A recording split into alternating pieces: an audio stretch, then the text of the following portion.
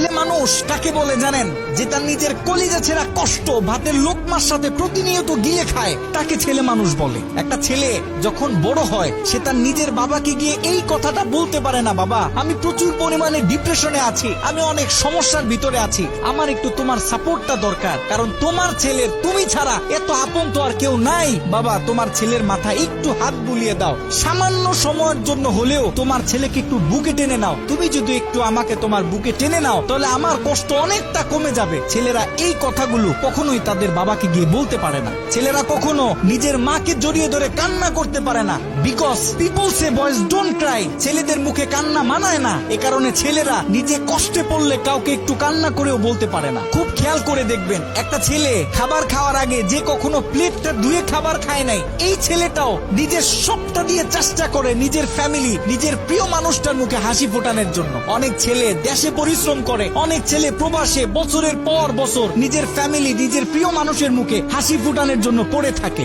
দিন শেষে ছেলেদের মুখে হাসি ফোটানোর মতো কাউকে পাওয়া যায় না। আমি মনে করি boys are the best actor in the world. এই পৃথিবীতে ছেলেরা হচ্ছে সব থেকে বড় অভিনেতা, কারণ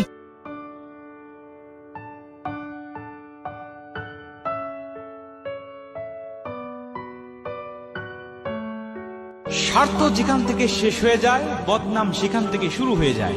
আপনি মানুষকে দিতে পারবেন যতক্ষণ, আপনি তার কাছে ভালো থাকবেন ততক্ষণ।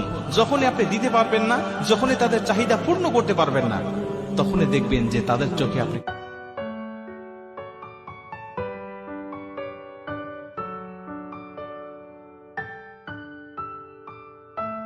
কারো কাছে যদি আমার বদনাম শুনো তাহলে বুঝে নিও ওই মানুষটা এক সময় আমার খুব কাছের ছিল। ওই কাছের মানুষগুলাই কিন্তু বেশি বদনাম করে।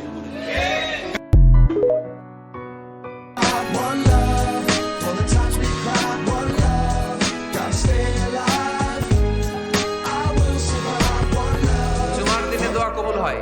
আল্লাহর হাবিব বলেন একটা সময় আছে জুমার দিন দোয়া করলে কবুল করে কে? সময়টা কখন? মুহাদ্দিসিন ইকরাম অনেক ইখতিলাফ করেছে। সবচেয়ে গ্রহণযোগ্য মতামত হচ্ছে আসরের সালাতের পরে।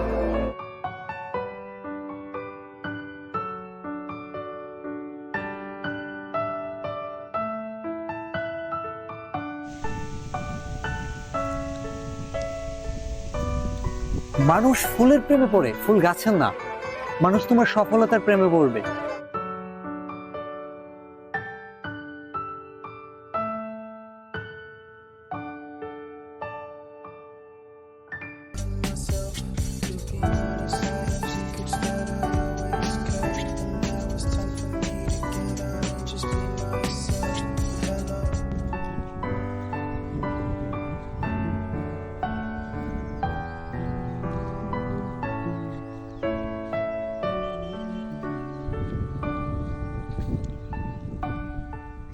পুরুষ মানুষ বাঁচতে হলে হাসতে হবে, কাঁদলে মানুষ মজা লয়।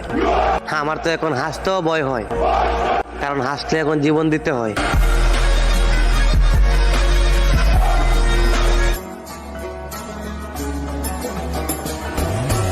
अल्लाह तेरा है एहसान, रोज नमाज़ें और कुरान है ये सब।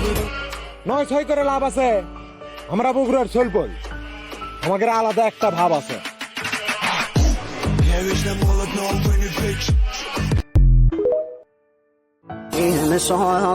সামনে ঈদ, অথচ কোনো অনুভূতি নেই, কেমন যেন হারিয়ে গেল ঈদের আনন্দগুলা।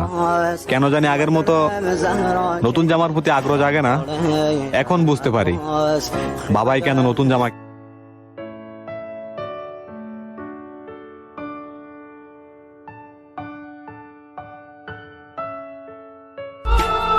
মাটি দিয়ে বানানো একদিন মাটির সাথেই মিশে যাব।